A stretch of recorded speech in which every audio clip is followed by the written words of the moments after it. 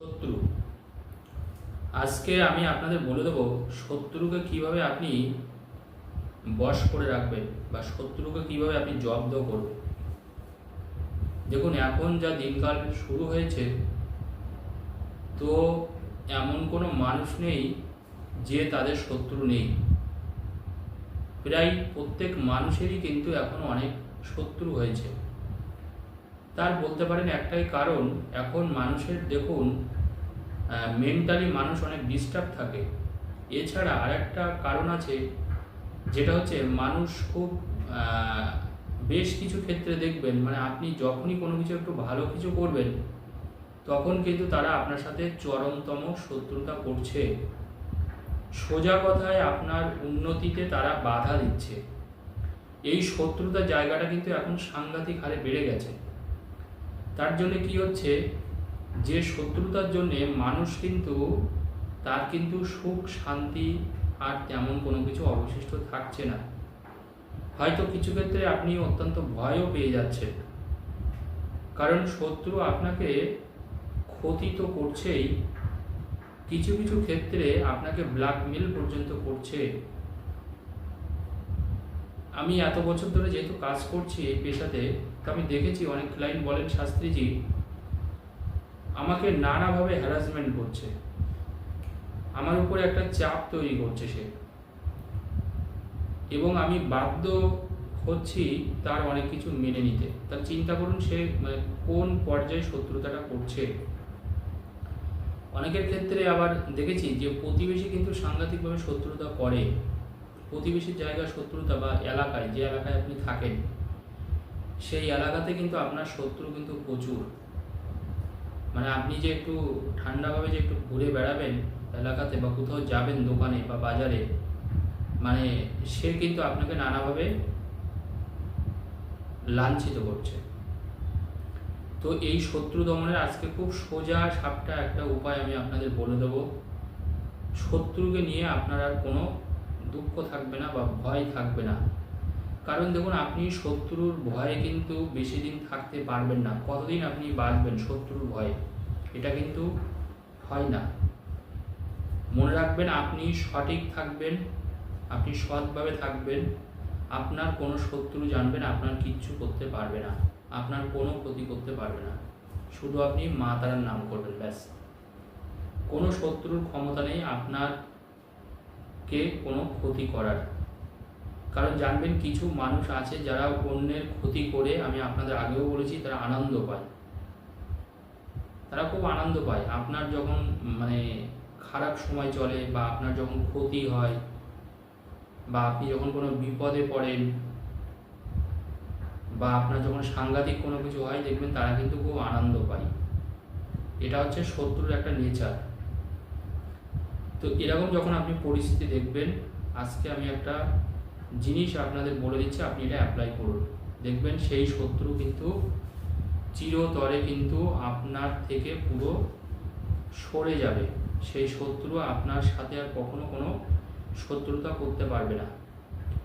আপনি গুনে গুনে 11টা নিম পাতা নেবেন। নিম পাতা, দেখুন নিম পাতা সব জায়গায় আছে। নিম পাতা এমন কোনো জায়গা নেই যে সেখানে কোনো নিম পাতা নেই, কারণ নিম গাছ আমরা চারিদিকে দেখতে পাই। তো আপনি এরকম যে কোনো জায়গা থেকে বা গাছ থেকে বা যেখানে দেখবেন, অনেক জায়গায় দেখবেন সবজি বিক্রি হয়, সেখানেও নিম পাতা বিক্রি হয়, কারণ এখন মানুষ অনেকে নিম পাতা খান। অনেক শারীরিক ব্যাধি থেকে আমরা মুক্তি পাই নিম পাতা থেকে। তো নিম পাতার গুণ কিন্তু অসাধারণ। যাই হোক, আপনি মোট কথা গুনে গুনে কাউন্ট করে 11টা নিম পাতা নেবেন। 11টা নিম পাতা নেবেন, আর আপনি আপনার হাতের, মানে আপনার যে হাত, এরকম যে আপনার হাত, এর 2 হাত মতন কালো মতন সুতো নেবেন, কালো সুতো।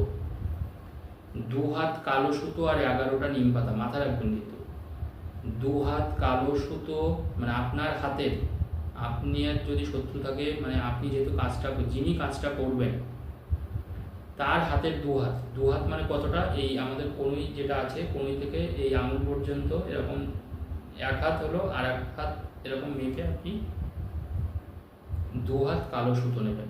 তাহলে উপকরণ বলতে 2 হাত কালো সুতো আর 11টা নিম পাতা। যে আপনার সাথে শত্রুতা করছে তার নামটা আপনি নীল কালি দিয়ে, মনে রাখবেন কিন্তু ব্লু কালি মানে নীল কালি দিয়ে 11 বার লিখে দেবেন। 11 বার পরপর করে 11 বার লিখে দেবেন। এবার একটা প্রশ্ন হতে পারে, আপনার দুজন শত্রু, তাহলে কি শাস্ত্রী যে আমি কি 11 বার দুজনের নাম লিখবো? হ্যাঁ, যদি আপনার দুজন শত্রু থাকে তাহলে একজনের নাম 11 বার লিখবেন, আর একজনের নামও কিন্তু আপনি 11 বারই লিখবেন। আপনি পরপর করেও লিখতে পারেন বা উপর নিচ করে, মানে উপরে লিখলেন আবার নিচে লিখলেন তার নিচে লিখলেন, এইভাবেও আপনি লিখতে পারেন, কোনো অসুবিধা নেই। তাহলে দুভাবে নামটা লেখা যাচ্ছে, পরপর করেও নাম লেখা যাচ্ছে বা নিচে নিচে করেও কিন্তু নামটা লেখা যাচ্ছে। মোট কথা আপনাকে 11 বার নামটা লিখতে হবে, এটা মাথায় রাখতে হবে আপনাকে। তাহলে 11 বার করে দুবার আপনি শত্রুদের নাম লিখছেন। নামটা লিখে এবার নীল কালি দিয়ে আমি লিখতে বলেছি কাগজটায়। এবার যেটা করবেন, ওই যে কাগজটা একটু বড় দেখে নেবেন, ওই কাগজটার মধ্যে মনে রাখবেন কিন্তু ওই কাগজটার মধ্যে ওই 11টা নিম পাতা দেবেন। শত্রুর নাম করে আপনি মা চণ্ডীর নাম করে, মনে রাখবেন কিন্তু শত্রুর নাম করে আর মা চণ্ডীর নাম করে, যে মা চণ্ডী আমার এই শত্রুর থেকে আমাকে রক্ষা করো, এই শত্রু যাতে ভয়ে পালিয়ে যায়, আমার যাতে কোনো ক্ষতি না করতে পারে বা আমার থেকে যাতে দূরে সরে যায়। আপনার যে মনস্কামনা আছে আপনি মা চণ্ডীকে জানাবেন, ওটা জানিয়ে তারপরে আপনি ওই কাগজটার মধ্যে 11টা নিম পাতা দেবেন। দিয়ে ওই যে আমি 2 হাত কালো সুতো নিতে বলেছি আপনাদের, ওই কালো সুতো দিয়ে আপনি পেঁচাবেন, মানে ওটাকে বাঁধবেন সোজা কথায়। ওই পুরো সুতোটা দিয়ে কিন্তু পুরো গোল গোল করে আপনি কাগজের মধ্যে নিম পাতাগুলো থাকবে, ওটাকে পেঁচিয়ে দেবেন। পেঁচানোর পরে আপনি এইটাকে যে কোনো রৌদ্রে একটু শুকাবেন। রৌদ্রে বলতে কি, আপনি ছাদের উপরে বা আপনার যদি কোনো চাল থাকে সেই চালের উপরে আপনি দিতে পারেন। আপনি মোট কথা এটাকে একটু রৌদ্রে রাখবেন। এখন দেখুন বর্ষার সময় আপনি হয়তো অতটা রৌদ্র পাবেন না, আপনি 5 মিনিট করে যখন রৌদ্র উঠবে তখন দিয়ে দিলেন, 5 মিনিট দিন আপনি, আর কিচ্ছু করতে হবে না। এটা আপনি পরপর করে 9 দিন করবেন। 9 দিন মানে 9টা দিন। মনে করুন আজকে রৌদ্র উঠলো, 2 দিন পরে রৌদ্র উঠলো না, হতেই পারে, কারণ এখন দেখুন বৃষ্টির সময়, বর্ষাকাল, রৌদ্র প্রতিদিন উঠছে না। তাহলে আজকে আপনি রৌদ্রতে রাখলেন 5 মিনিট, এবার দেখা যাচ্ছে 5 মিনিট তো নিশ্চয়ই রৌদ্র থাকবেই, আপনি বেশিক্ষণও রাখতে পারেন, তাতে কোনো অসুবিধা নেই, কিন্তু 5টা মিনিট মিনিমাম রাখবেন। আপনি তো ওখানে দাঁড়িয়ে থাকবেন 5 মিনিট। এবার আপনি এইভাবে পরপর করে আপনি এটা রেখে দেবেন 9 দিন, যে কদিন রৌদ্র ওঠে। কিন্তু আপনি যেদিন থেকে কাজটা করবেন সেদিন থেকে আপনি উপকার বুঝতে পারবেন। যার নামটা আপনি লিখেছেন সেই শত্রু কিন্তু দেখবেন একদম পুরো ঠান্ডা হয়ে যাবে। সেই শত্রু আপনার কোনো ক্ষতি করতে পারবে না, আপনার উপরে চোখ রাঙাতে পারবে না, আপনাকে ভয় দেখাতে পারবে না। কাজটা পরীক্ষিত, আপনারা একটু করতে পারেন যারা শত্রুর সমস্যায় ভুগছেন। ধন্যবাদ।